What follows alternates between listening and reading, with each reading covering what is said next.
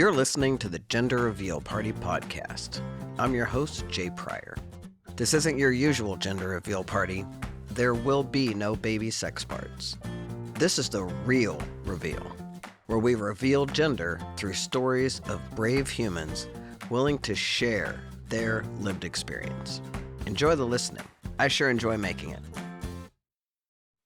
Hi, and welcome back to the Gender Reveal Party. I am Jay Pryor, your host, and I am overjoyed to be with my guest, Dr.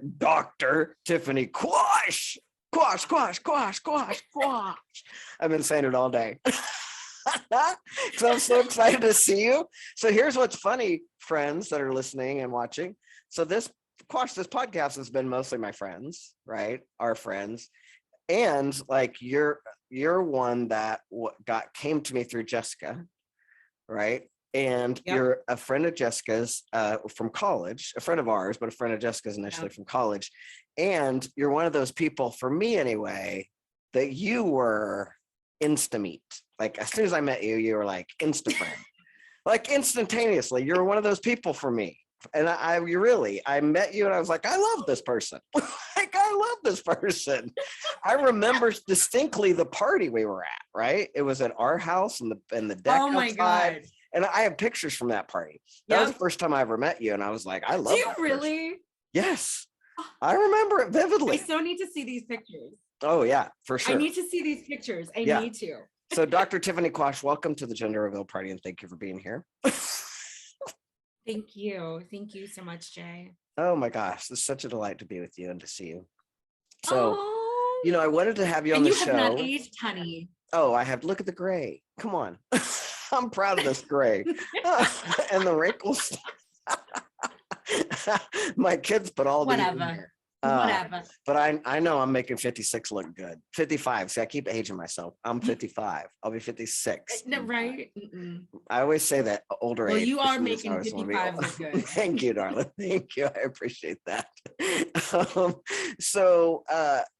I wanted to have you on the show. I was just telling you that I wanted to have you on the show, and part of the reason I'm doing this show is because our target audience is, mostly white straight people over 50, right? And they're all this movement right now of like, where did all these trans kids coming from? And all this non-binary crap. Oh my God, and I'm trying to let these people know we've been here all this time, right? And you identify as a femme, but I want you to tell your story because you're also an athlete and a swimmer and a swim coach. And there's all this cool stuff about you that I want the world to know about. So welcome, Dr. Quash.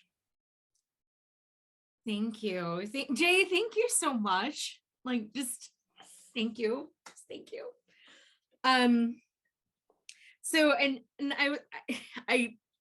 So before we started, I did say to Jay, I was like, I have to write all this stuff down because I feel like I personally had multiple coming outs. And I wasn't really aware of what that would look like.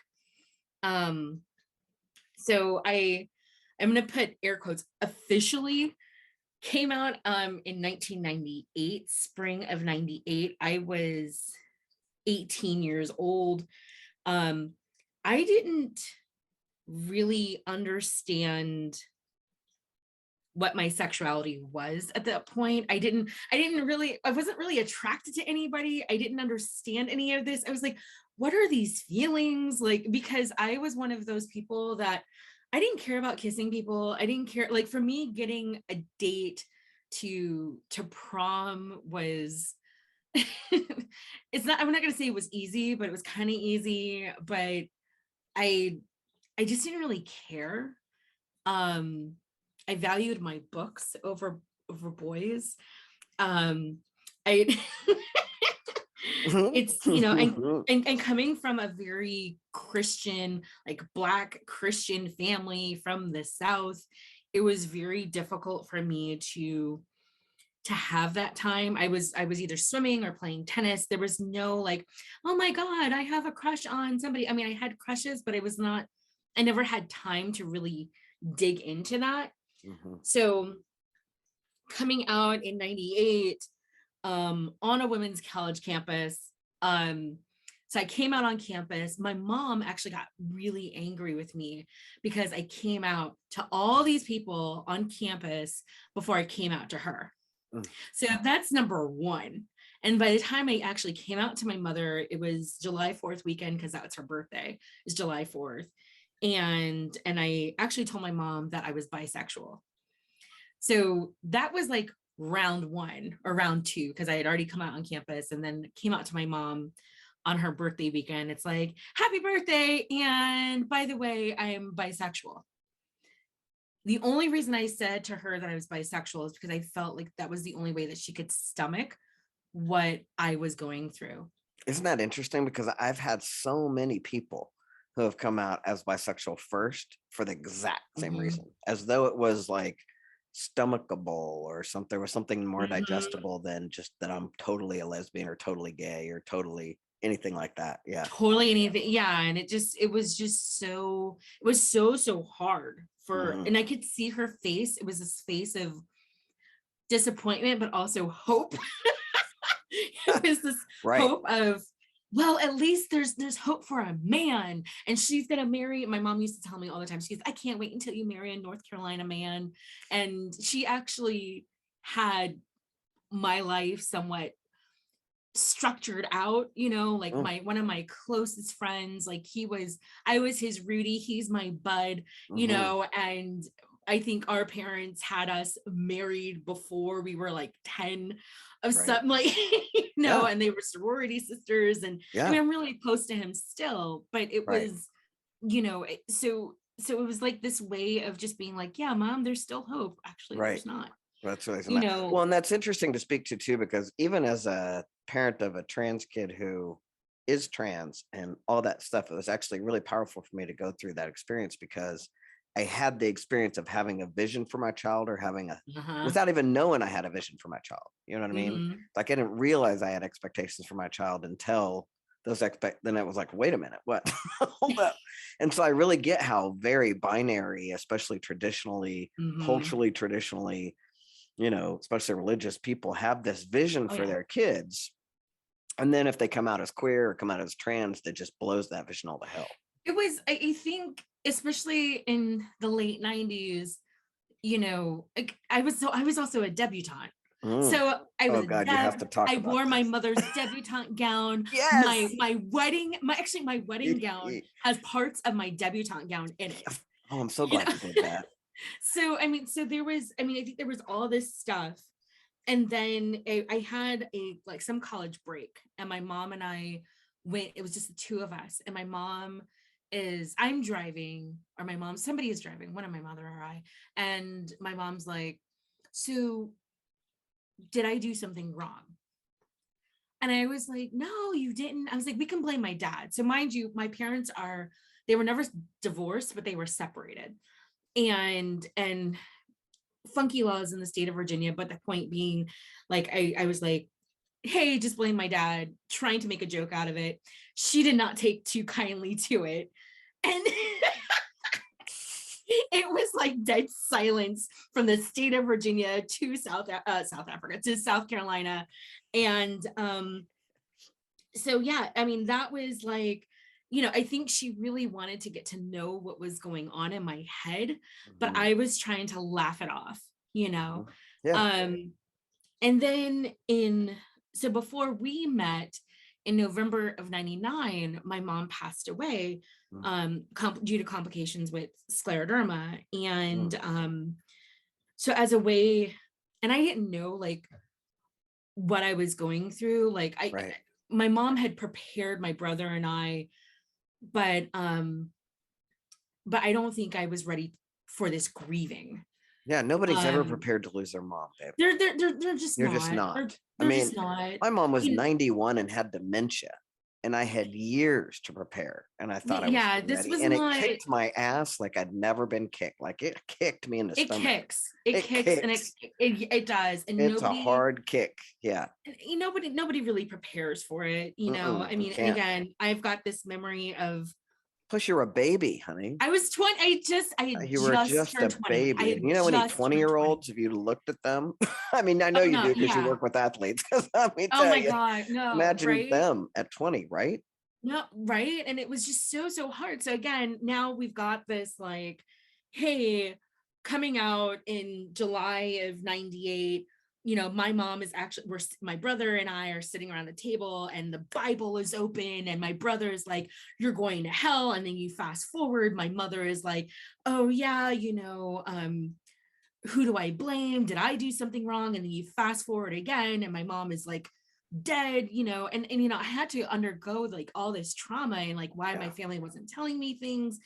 And so I cut all my hair off. So by the time you met me, I had no hair. I shaved my head off, like my hair off, and I distinctly remember we're on our way to the church, like to talk about like the next steps, what needs to be done. And my uncle stops the car and he's like, we're not going to talk about it. And I'm just like, again, trying to play stupid. And I was like, talk about what? Talk about the fact that I'm gay. And that's like this lasting memory that I have. And it's not to shame my uncle or anything like that, and it's not to shame my brother. I think my brother was trying to figure things out for like, he's the 2 years younger than me. And so we've got this other hurdle, we've got to get through. And then it's, my dad is saying to me, and even though my parents weren't together, will you wear your sexuality on your sleeve? And I'm like, what are you talking about? Because I have now cut my hair. So I'm like thinking to myself, so my hair equals to my sexuality? Like, Right. what does this all really mean? Right. So Yeah, then by I the love time that phrase where you're wearing your sexuality. It's like you because wear, yeah, heterosexual people don't wear their they don't, heterosexuality at all, no, right? but Those because I have heterosexuals don't wear chosen, their sexuality at all, eh, ever. because I've chosen to right, like because I've chosen to cut my Yeah, cut hair, your hair. You're I cut wearing my your hair, sexuality. like I am Yeah. wearing You're quote playing with unquote my gender, is what happened, sexuality. and that's what's so powerful, right? You played with gender. And I didn't know that. So I Of didn't course, at we didn't. 20, Yeah, I had no clue. And so by the right. time I meet you, and everybody from Wawa's bookstore on Q and 17th and, and Which was reconnect. Jessica's first job in DC, sort of. I mean, she worked at the Office Pavilion with me, but that queer bookstore was so powerful for It was her. so amazing. And so Mhm. to do that, and you know what, it was so funny, somebody else, so I was attending American University for a semester in a summer, Mhm. and I just needed to put myself on timeout. Like I couldn't be at Randolph Macon, the women's college at that time. Like I couldn't, you're going to a college with 800 women, and it was too much emotionally charging for me. And Mhm. so I walk in Alumnus and I see Jess and I'm like, holy fuck, like, Right. like what's, Right. and Because so you went I to don't Randolph Macon know. with Jessica, and then you left Randolph Macon, right? And then you walk into Yeah. a bookstore and there's And she. I walk into a bookstore and I'm attending American, and this is like my first like and so Jess at Macon was this very popular person, and that was always my perception of Jess. Like she Right. was super popular, like she was just and is like this phenomenal like human heart and just a warm person. But I didn't get to know Jess like at Macon. Like there is this, at Macon, there's a lot of like classism and racism intertwined, but people aren't talking about it. It's the 90s, Right. and Right. so to meet Jess at this bookstore, and in the middle of no, like for me in the middle of nowhere, but it really is Right. in the middle of somewhere, was just absolutely positively amazing. And I'm like, oh my God, you're the Jessica. Like you're the Jessica. Like I am breathing the same air as Oh my the God. Jessica. Like She would freak that's out if she heard yeah, you totally say was freaking out. And that. also trying to be super cool. Like Right. trying to be chill. And it was the first time where I saw all these amazing queer folks. And I felt free. And to meet you and to meet all of these other amazing humans that were playing with gender expression and gender identity and sexuality. I mean, it was just like my brain was just like on fire because I wasn't understanding any of it. And then at the same breath, I was meeting other Black queer folks. And, I just didn't know what to do about all of this. Yeah. And I was so scared, but I was scared because I was scared to talk to, and I know you've had April on the show and you've had Natalie on the show, but I was scared. I was scared to say, hey, like, what does this mean? Like, I don't understand what does it mean to be trans? What does it mean to be queer? What does it mean to be a lesbian? What is it? I don't understand what people are like, why my father, like, why is he saying to me, like, I'm wearing my sexuality on the sleeve? Like, why, what does, and I didn't feel comfortable enough to ask, but I always sat back and watched. And to me, that was more important than anything else. And I was really scared. Actually, I remember when I was working in this store, April was trying to say to me, she's like, okay, so do you know how to sell this? Do you know how to sell that? And I'm like, yeah, I can sell a book, like, not a big deal. And then it was like one row, like one, wall of books, and then the other wall of like strap-ons. And I'm like, and she goes, so do you know how to put on a strap-on? I'm like, wait, what? Like, I don't even know. There are different types of like lube.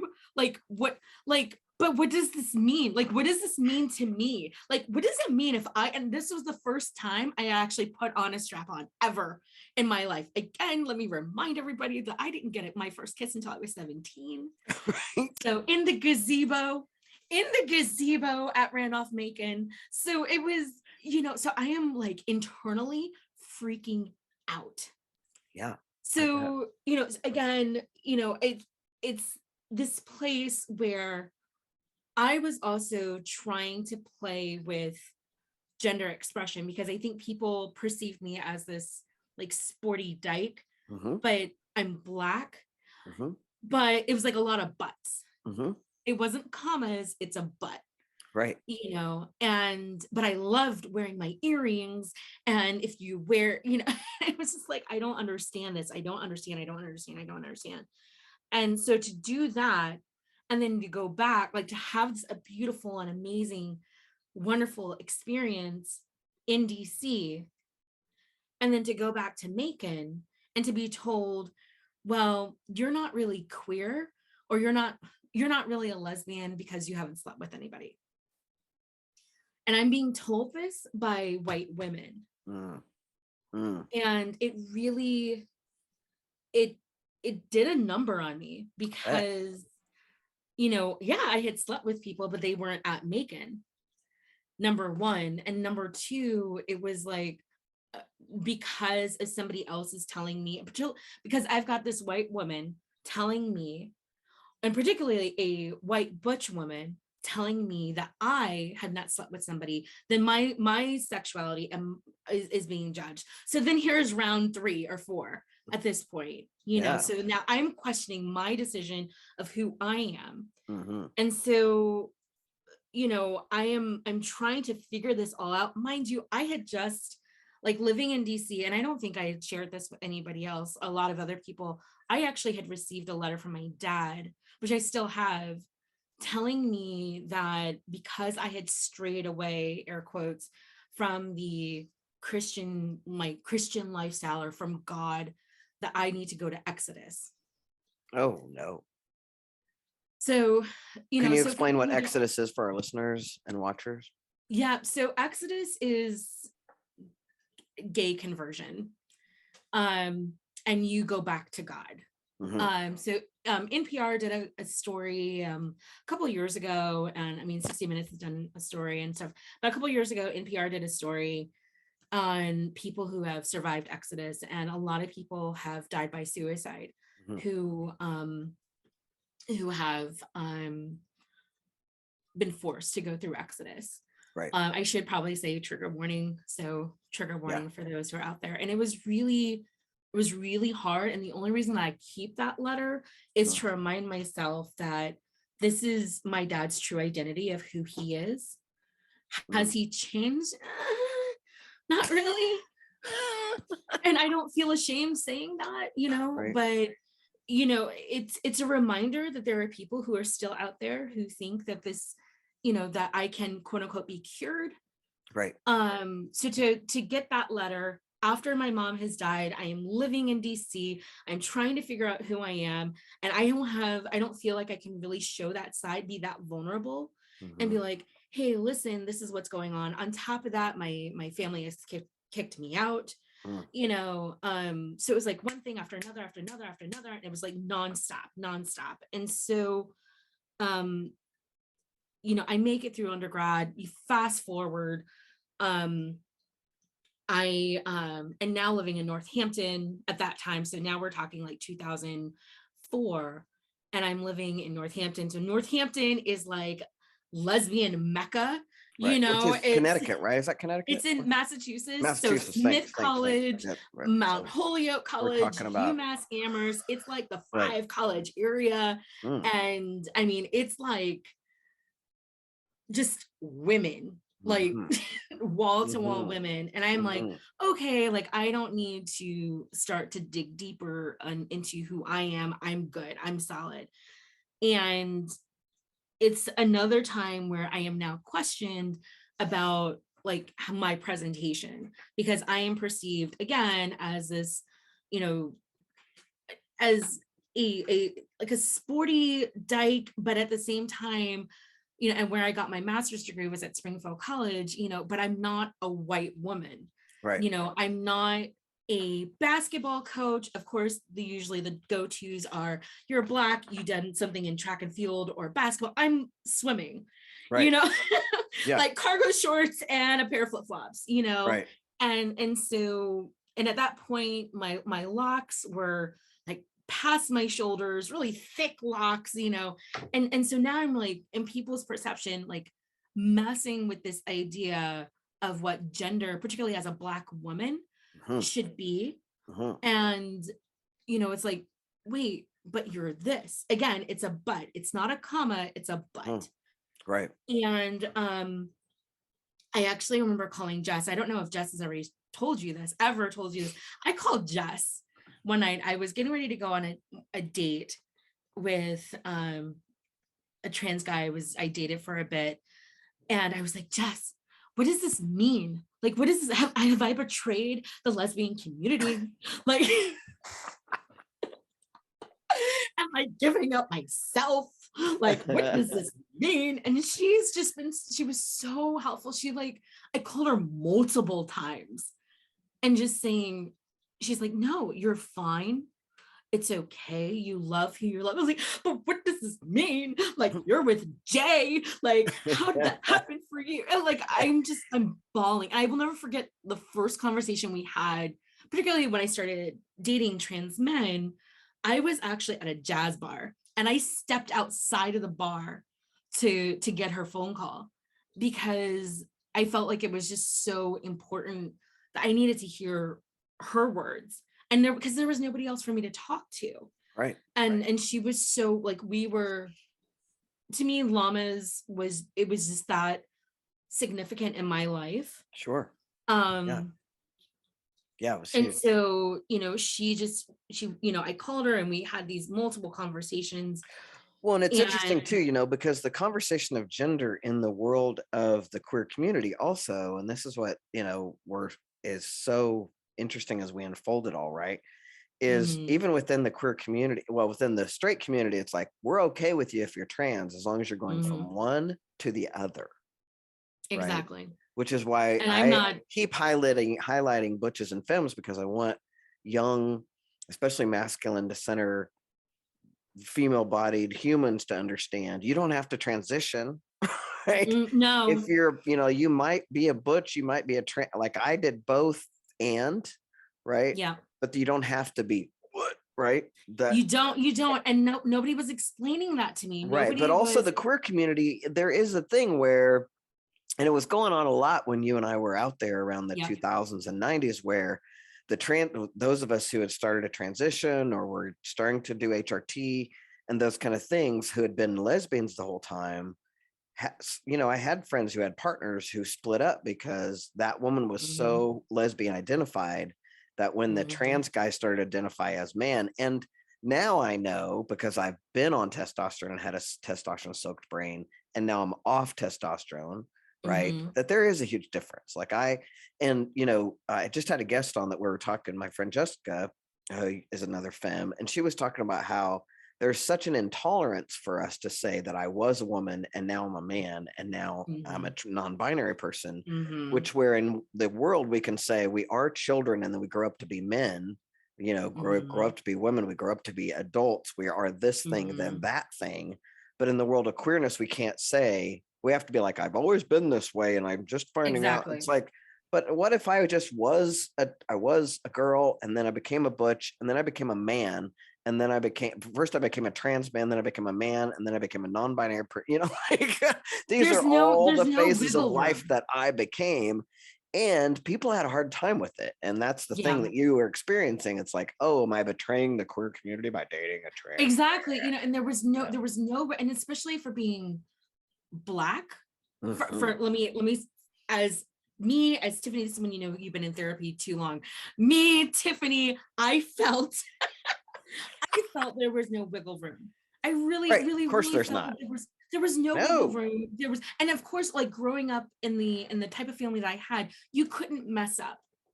You couldn't, because everybody you couldn't say else, I'm one thing and then months later say I'm another thing, because then you're wrong, and then you've been lying or you're not exactly. And then and again, particularly in communities of color, this is like you're letting other people know what's supposed to be going on in the house, so particularly as a Black family and a Black middle upper class family, which I came from, this is stuff you don't talk about outside of the house, so to go from that, and then to go from, like, I did drag for a while. I don't know if so I did drag for a while, but then again, I was told, like, you have to look this part. So I'm like pushing this envelope, because I go into the bar looking one way, this perceived quote unquote femme, looking this way. I'm on stage, like Xavier has a completely different outlook on externally, like who he is, and internally, like who he is, but also it was like who I am. And then I'm leaving the club looking a completely different way from me, Tiffany, and Xavier to this other person. It was like really messing with other people's minds, and I loved it. I really, really loved it. And it was kind of funny because I am trying, at that point it was like, well, I'm getting my eyebrows done. I couldn't get my nails done, at that, like right before a show, because it's like these hidden rules. It's like, great, I've got to make my eyebrows this way, I've got to put my mustache on this way, I have to do this, but I can't get my nails, again, it goes back to I can't get my nails done. So because we couldn't do the non-binary, like we just couldn't do the non-binary. I was always identified as a genderqueer, and again, I talked about this in the show, how people could not tolerate that. They had to see me as male. It was like one or the other. And so to be a Black woman, it was, again, another one or the other. And then so the re-emphasis of this is when I moved to Los Angeles. It was like circa like 2010, where, again, people, I'm not aggressive, I'm not a stud, I'm not, and again, different languages. And I'm so glad you had April on, she can do the whole, like, she's a sociologist by training, explain, like, there's certain words in certain communities that are used. And so to feel like my community didn't accept me because I'm not a stud, but I'm not high femme. I am not, now don't get me wrong, I will put on a dress and a heartbeat. Like I just, I knew like, and again, I always talk about my wedding because I think it was the most amazing, beautiful experience ever. I'm sure I other know, and people say I'm that about just their so own sad we wedding. couldn't be there. I It's like all those kinds of things. Like it was that's what just, happens when you you know live what, I mean, apart from people. it was so amazing. And, when I went to go try on a dress, I knew that I wanted a T-length dress. When you're 5'2", everything looks like a damn like floor gown, Mhm. and so to do that and to have the dress that I always wanted, my wife knew, like my wife actually picked out my gown for me. Mhm. She's like, how about that one? And I was like, okay, great. I Mhm. talk about this gown because it's like an Oleg Cassini gown. I'm probably like messing up his name, but it like defined me, Mhm. and so to have this gown and to have anything else that's in my closet or our closet, it defines me. Like it's me, it's a representation, not defined, but more like a representation of me. And then to flip it and be like, you know what, like, yeah, I got a t-shirt and a pair of cargo shorts and flip-flops, Mhm. and so I think for being Black in Los Angeles at that particular time, again, this is like, excuse me, 2-3 years after L Word has come out, Right. and I always tell people like this was a missed opportunity for L Word to really expand upon like what it means to be a Black queer person. We were so Being disappointed with them. I was so We were disappointed. I always so was, disappointed because first they screwed up the trans thing completely. Like oh, they anybody, the royally whole, screwed that up. oh God, I think it I was like, wrote an I can't email. I, even, mean, I could very well be wrong. Maybe I we wrote were it all in so my head. disappointed in I that whole probably wrote it in thing. my head, but I was so angry. I was so angry on multiple, like that storyline, Max's storyline, but it was even more upset with Bet's storyline because it was this perception of like, in order to get ahead as a Black queer woman, you have to look femme, like ultra, like to me, it's like, that's high femme, and I'm like, I can't do that. I mean, for me to even wear 1-inch heels, it's painful. Right. Like it's, so I kind of considered myself this fence straddler Mhm. who, when it comes to gender expression, it's particularly through clothes, it was, yeah, I am this sporty dyke, but I hate football. I put me in front of a swim meet. I'm like, yeah, okay, or, you know, So can we I don't talk know, about like, that for a second too? Because you were an athlete. I mean, you've been an athlete now, and yeah, then you have your master's. You've coached. You've done all the things. Black people don't swim. Black people don't swim. Black people don't Black people swim. don't What are you talking swim. about? Black people, I know, right? Black people don't swim. And then it's like, now I've I'm got not this allowed to say that, but I PhD. couldn't. No, like I My know, black right? friends were like, Everybody assumes like Black people whatever. don't swim. Black And then people I've don't got this swim. PhD, and it's like, what the hell do you do with a PhD? And you study PhD. like a Black women who participate in swimming, like WTF, and so it's I feel like I definitely, and I purposefully at that time when I published my dissertation, so I just published my dissertation Right, and your but dissertation in topic was 2020, but you can't find it online because there's an embargo on it. Because I'm like, I'm not ready for it to like get out there in the universe. I'm just like, just want to hold dear to it for a little bit longer. But I purposefully spelled women with a Y. Now, like you would think, okay, why? And I purposefully did that because of who I was interviewing. And now I spell women with an X. So it gives me a little bit more wiggle room. I personally do that. I think there are times that you take, particularly as an academic, and when it's an academic where you are able to be very reflective of how you connect to your own community. I mean, April was talking a little bit about this, like autoethnography, like I'm also a qualitative researcher. So you're just very mindful of how words come across. And again, for me, spelling women with a Y was done purposefully in my attempt to be inclusive. The youngest person I interviewed was 18. The youngest at heart is 60 plus. would you tell us what your And topic for your dissertation? sure. So my dissertation topic was, and I appreciate you saying that I have to be reined in sometimes. So my dissertation topic was on the experiences of Black women, Black collegiate swimmers women who were who swam at HBCUs, so historically Black colleges and universities, and PWIs. I actually define PWI as primary white institutions. I set the stage purposefully to decolonize, DE/colonize, how we approach the sport of swimming, and also how we, particularly as Black women, approach it, the lens that we use. I define Black as inclusive of the diaspora. That was something that was really, really important to me. People say that there's not a lot of Black women who swim competitively. This is true. I think though that we have so many stories, narratives, like these are our stories. And I say our because I swam in college. I actually stopped swimming for 2 years and refocused on playing tennis, which we all of us. So I interviewed about 26, anywhere between 26 and 28 women. We all have these very interesting stories in terms of how people treated us. So as an athlete, even when I played tennis, my tennis coach actually threw it used to call me buckwheat. Oh my God.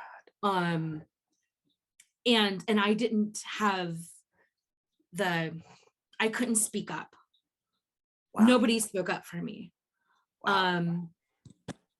When I swam, the language, that things that happened to me as a swimmer, it was definitely a twist between covert and overt racism.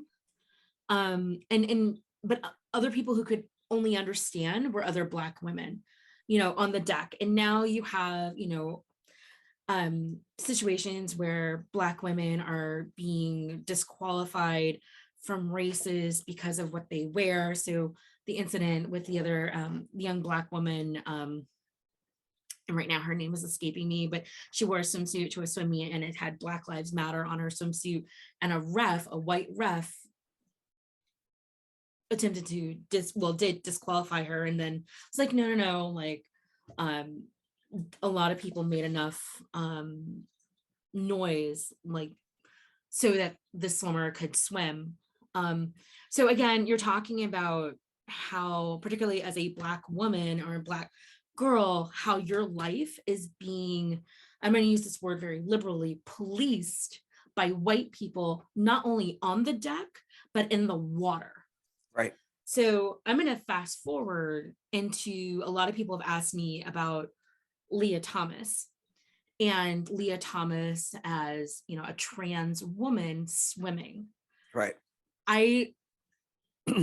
Let me also say that Leah's experience is not my experience.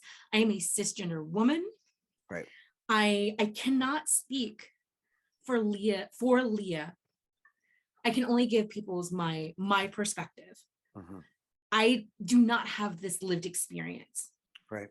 So I always say that, but I respect and I support my trans siblings, because that's what we have to do. Mm-hmm. That's what we need to. So I always say that to me.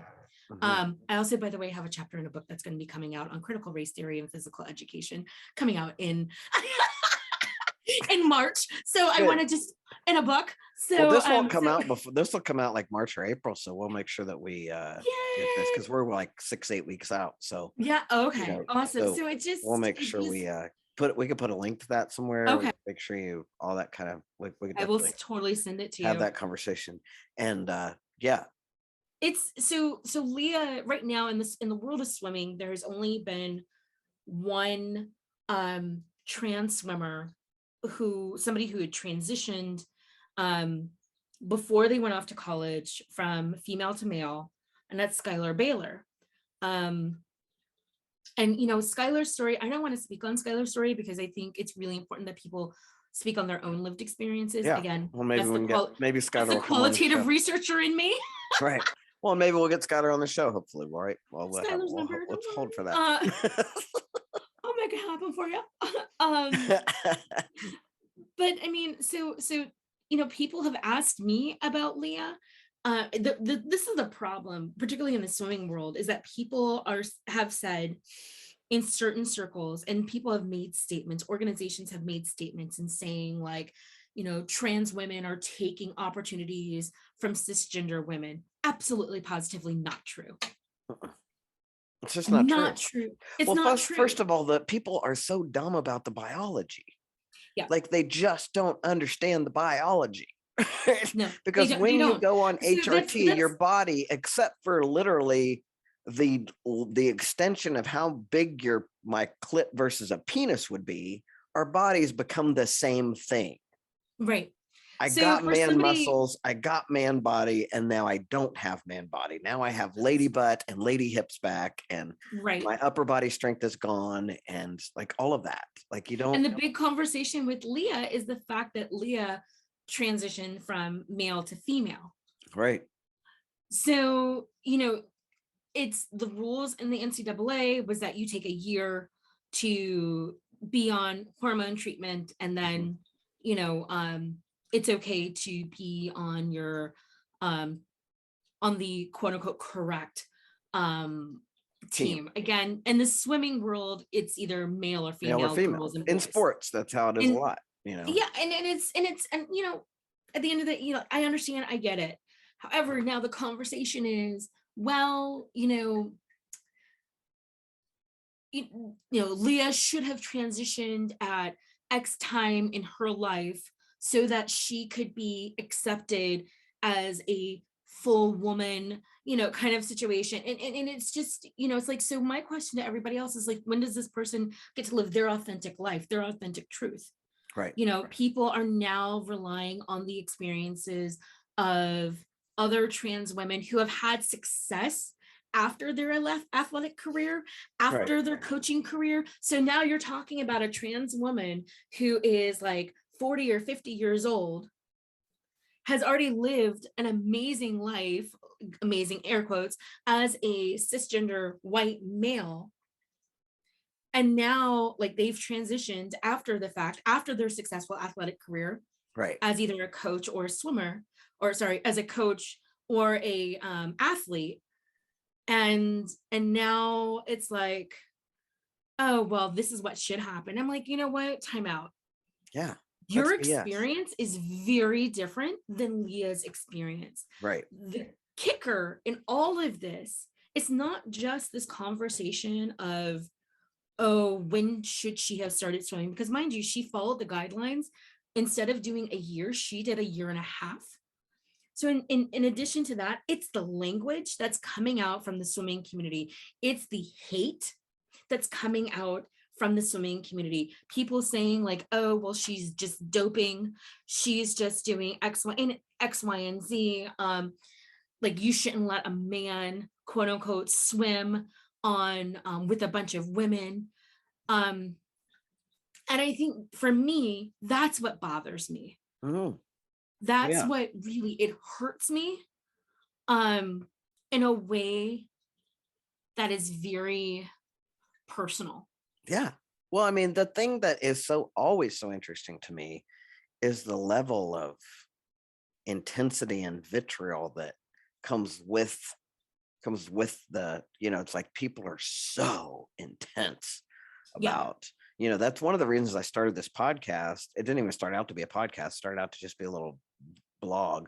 But the reason I started it is because I went ahead and put out a video one day on International Non-Binary Day. There's a day for everything now. Look, we're happy that you're breathing. Yay! I know you're breathing. Yay! Here's your breathing day. But it was International Non-Binary Day or whatever, and so I put out a video about being a Maddie and being a queer person, that I'm not a man or a woman. I'm not going to choose your damn boxes, kind of thing. And oh my God, did the trolls freak? I mean, that they were just like, no, you are a man or you are a woman, or the world is going to come to an end and everything will collapse. And I was like, oh wow, we really need to keep pushing that envelope. Oh yeah. Because clearly like your work, like what you're doing is so needed. And I just, I am grateful like to be able to listen, and I'm like, oh my God, do you know who Jay's talking to now? Do you know who's I mean, it's and All it's our friends, but that's who I I'm don't think talking to mostly. but I think the really cool thing is that people don't realize like how small the queer community really is, Right. and it's not But we all like know each other. we all know each other. Like, I mean, If you're it's over like 40 and you're queer, I probably know you. we probably know. Yeah. I mean, No, it's that's just funny. so, and I think the thing is that it's within the queer community, there's this re-emphasis, particularly from a certain generation, Right. this re-emphasis of gender identity, gender expression, sexuality. There's this re-emphasis of you need to check a box. Right. If you do not check this box, then you do not fit. And unfortunately, particularly as again, the I therapy, but from the I, it's as a Black woman, what does this mean? Like, okay, I'm toying with drag, like I'm toying with like, what does this mean for me? How does this still make me queer? Does this still, I start dating somebody, multiple people, or have I'm dating multiple people who have who are trans. What does this mean? What does it mean when I have multiple partners at the same time who themselves have different gender identities? What does this mean for me? And I personally just did not have somebody. I felt like I didn't have somebody to say, hey, this is what I'm going through. Yeah. And I felt very, very lost. I couldn't even talk about this with my own therapist, multiple therapists, but like I couldn't talk about it because I felt like I was going to be condemned to hell or some shit. Right. So well, or at least that, you're having somebody coming from a heteronormative binary perspective. Exactly. And they're white. And so they're white. They're not going to get it anyway. It wasn't going to work. Yeah.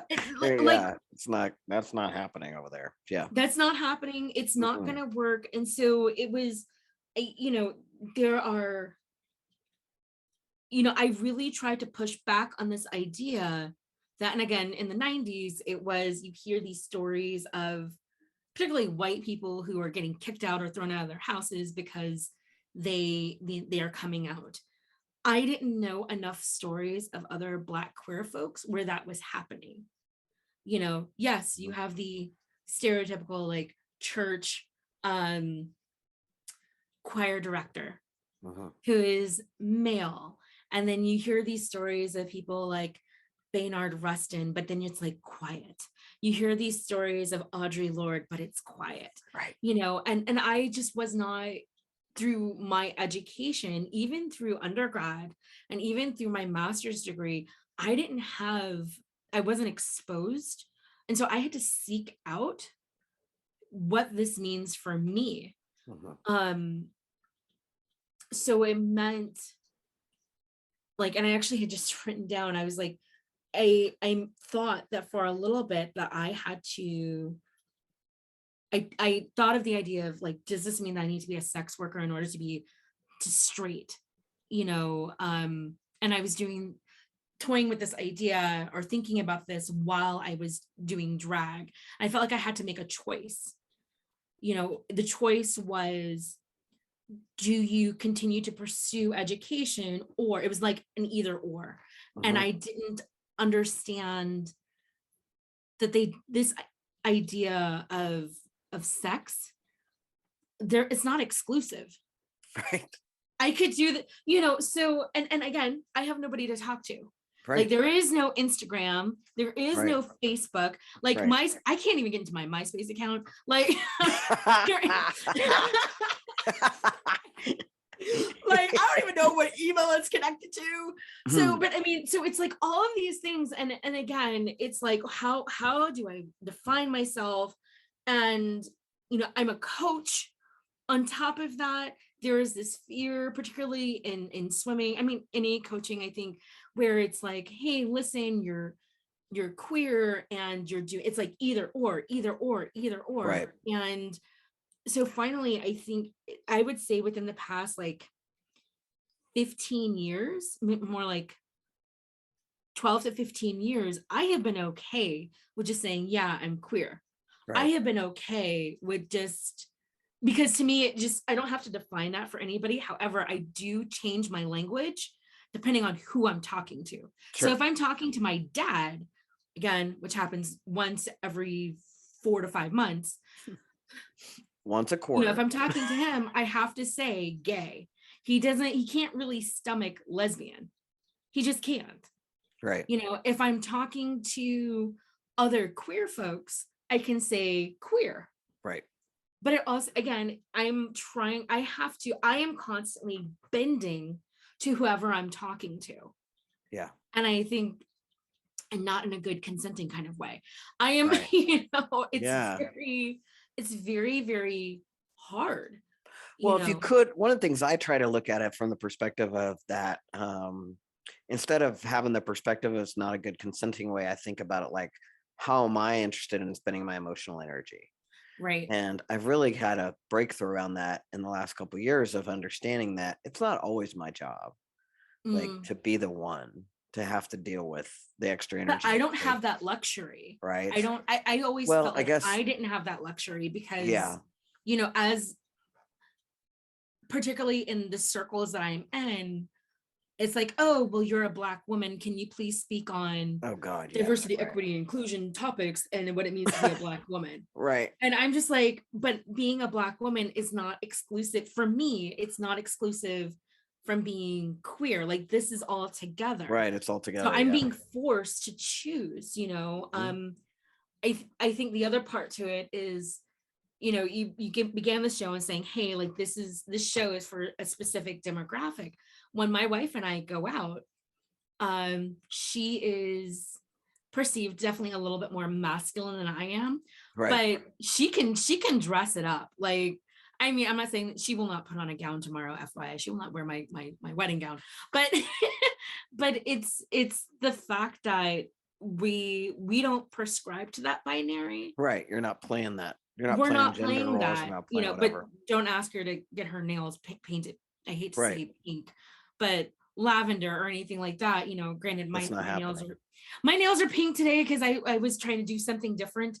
Well, and what's interesting to me is now that I have a beard, and even before I went off testosterone, but certainly now, like now that I have the beard and people perceive me as male, I have a lot easier time expressing myself in any feminine manner than I did before when I was in a female bodied and perceived obviously as female from the jump, right?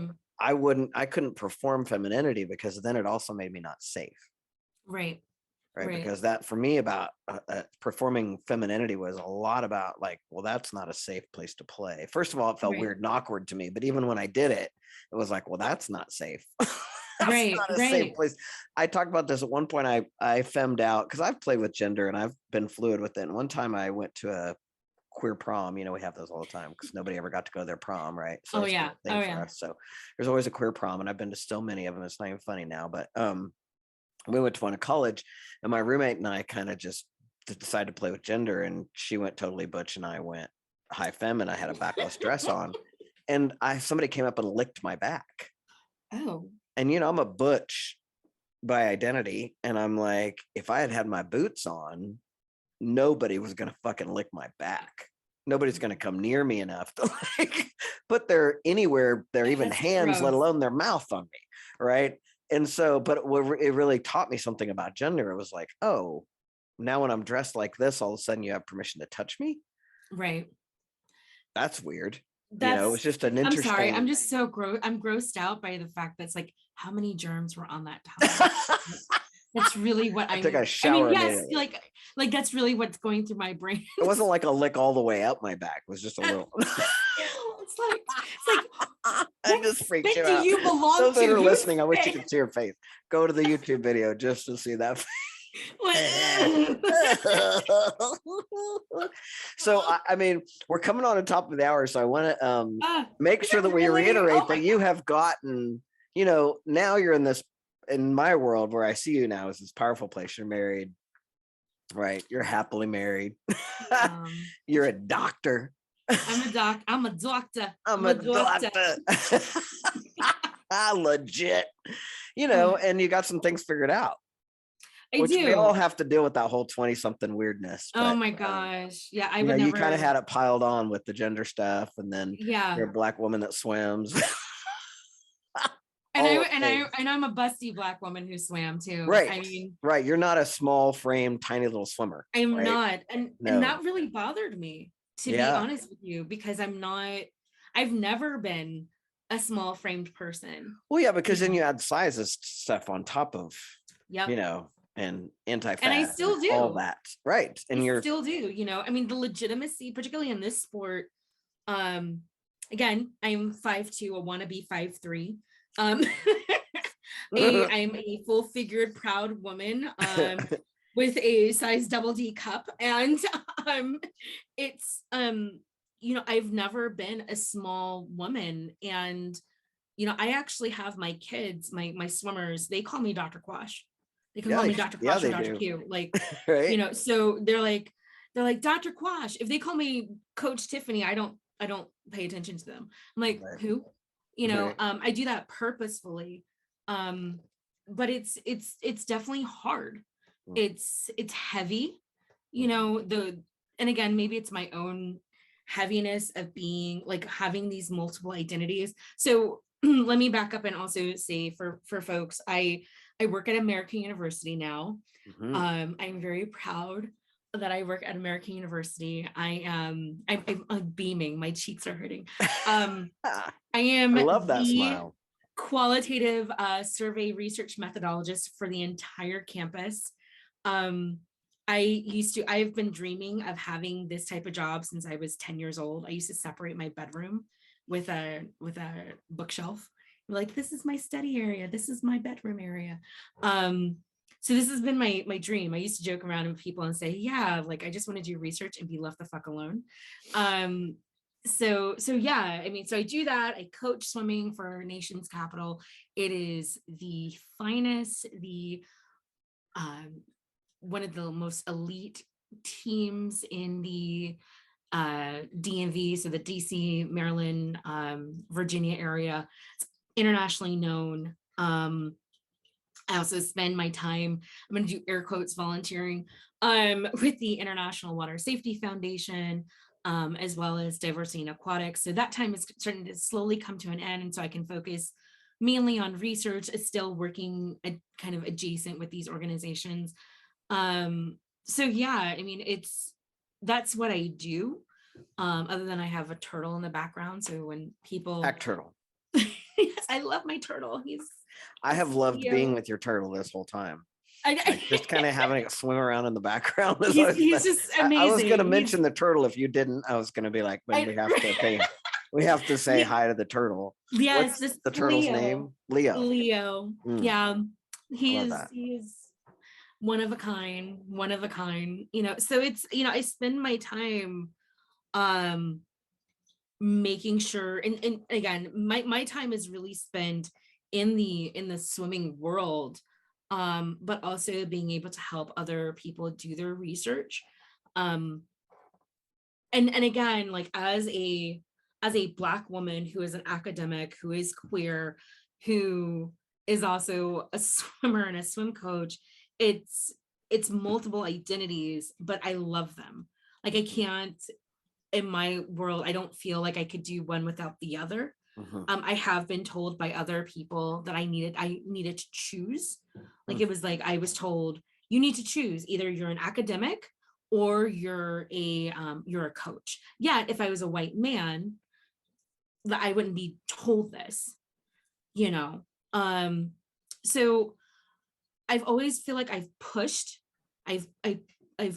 back on this narrative of what it means to be a Black woman in the academy, what it means to be a Black queer woman in the academy. I don't look a certain way in air quotes. I don't, again, these are people's perceptions of femme or high femme. You know, I actually wrote down on my little piece of paper, semi-femme. I love it. I wrote that. I was like, you know, we can coin the term right here and right now. Yeah, like semi-femme, you know, because I mean, I love like, but also what does that mean? What does that really mean? You know, I'm with the Gen Z generation. Let's just throw it all out. Let's just throw it out there. Throw it all out. I mean, no rules. I love wearing my cargo pants, which they're hidden right now because like my wife hates them so much. My cargo shorts and like my rainbow my rainbow tutu. I actually own a rainbow tutu. I love, but what does that mean? Like you're really fucking with gender, like, or gender or sexuality or gender expression, you know? So yeah, it's for me, it means like staying true to who I am. And if people have this perception like, hey, well, she's this or that, like, then that's on them. It's not me, you know. Yeah. But I think most importantly, it's about, I needed to find what it means to have a chosen family. Um, and I think that was something, again, like what I struggled with when we first met 20 some odd years ago.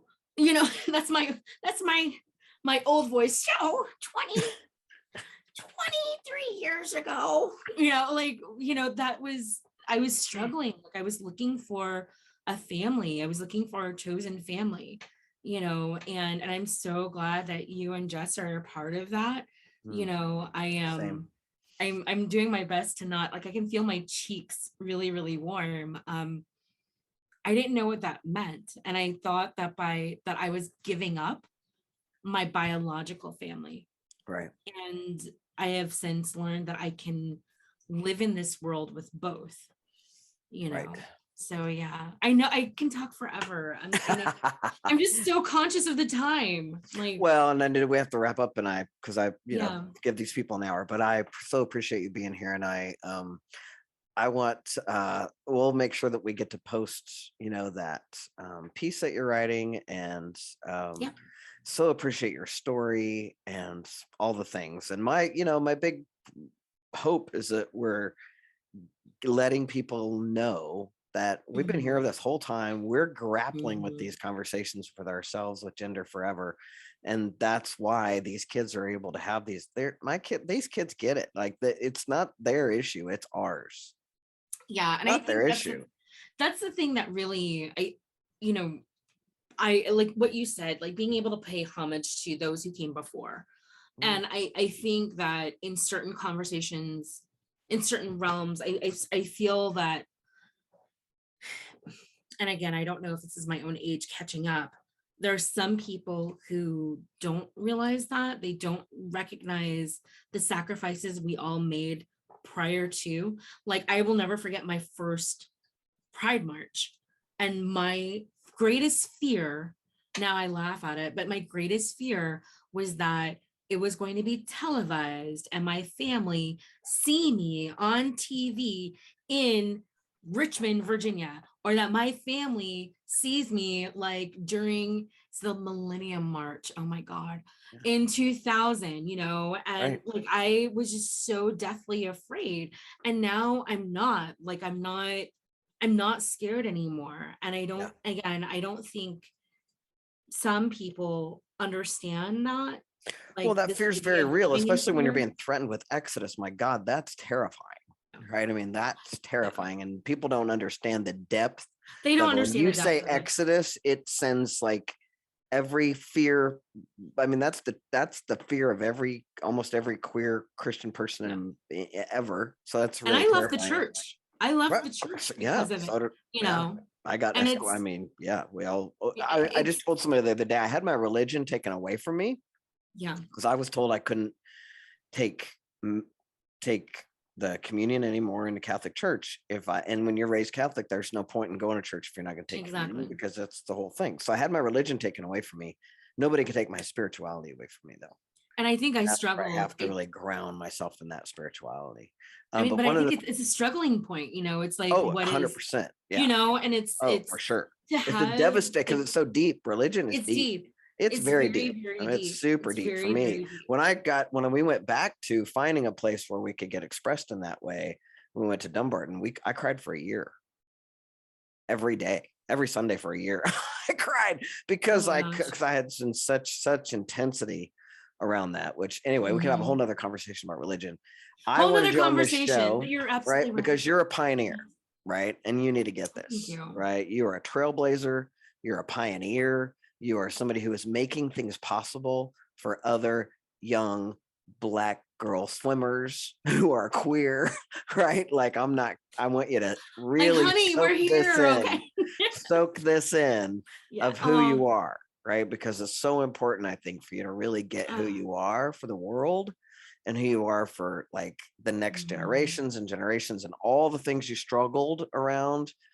There was not for naught, right? Like that struggle that you went through makes so much more possible for every other human. And I just want to thank you and appreciate you for that. And thanks for being on my show. Oh, I appreciate you, Jay. Hey, thanks for listening to the Gender Reveal Party podcast. I hope you loved it.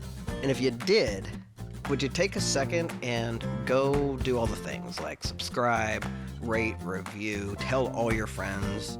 Apparently, if you do that, the podcast platforms are more likely to share it.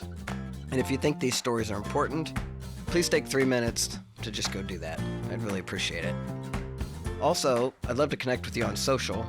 On Instagram and Facebook, I'm at the Gender Reveal Party. And on Twitter, I'm at Pryor J. It's a real joy and privilege to bring you this podcast. Come back soon. Love you, bye.